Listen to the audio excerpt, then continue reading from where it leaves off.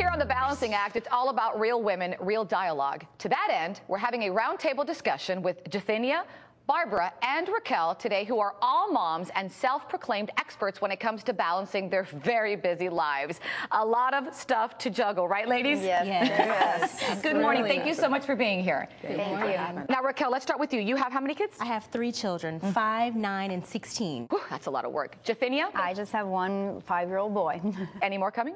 Not for now. Not for now. I have 2 baby boys, 16 and 18. Oh, they're babies. So no doubt, you know, we've got a lot of things to do every single day. The first thing that comes to my mind is cooking. Oh. Mom, what's for dinner? I definitely have a great tip for you. Okay. What I do is and I do it at the beginning of the month, and that is plan the meals. For the month? For the month, I do it. And I get, and because when you have children, you know, different ages, like the younger ones, they just want macaroni and cheese every day. This is true, chicken nuggets. Exactly. Yeah. And then a 16-year-old and a husband, they're not having that. So I get everybody involved and kind of ask them, you know, what are your favorite things? I incorporate it. So it makes it easy for planning, and then it's done for me. Jathinia, what do you do? Well, in my case, being that I work a lot, my hours are extended sometimes, I found it so much easier just to cater food and get it delivered to home. It's just simple. I get a schedule for the week. I write down the different items. I also discuss with my husband, what do we want? We get our veggies for the week as well in there. Healthy foods get delivered to your home, prepared and done. But the first thing I think of is cost.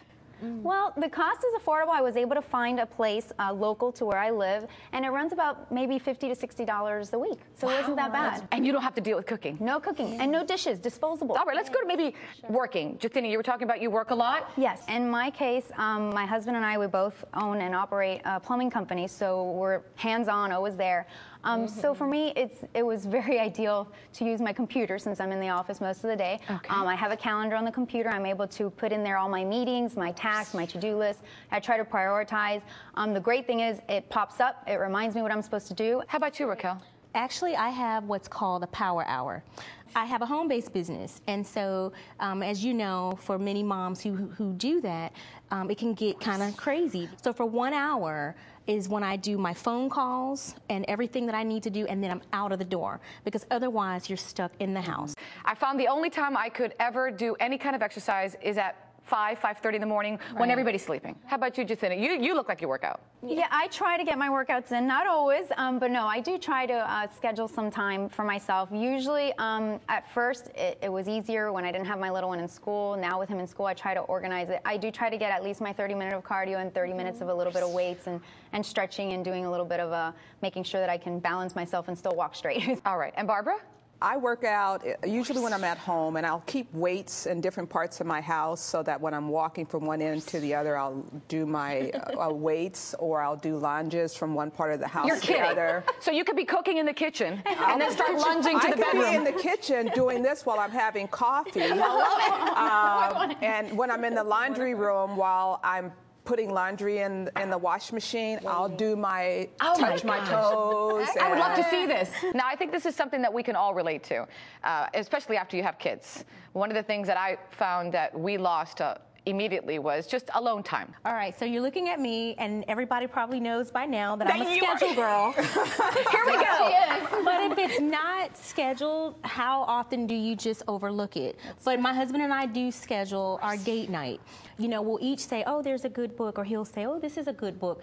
And we don't find that, you know, we will switch books, but we read together. Barbara, do you have quality time?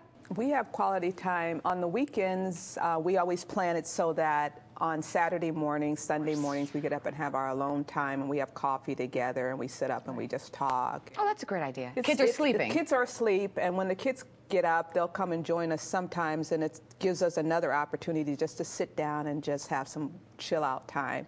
And then we have dates, usually on Friday nights. I gotta start those dates. And I gotta do these date nights. Calendar them. You put them in so you don't forget them. Okay. Well, I calendar other things. The poor guy, he's like, are we gonna calendar anything here? This was a lot of fun, ladies. I want to thank you so much for this roundtable discussion. Thank you. I mean, we covered everything. We covered exercise, meals, work schedules, and time with the honey bunny. Exactly. Very important. Love that. All right, thank you again. I had a great time. Thank you. And stay tuned next time for more great ideas to help balance your life. This coffee break was sponsored by the Colombian Coffee Federation.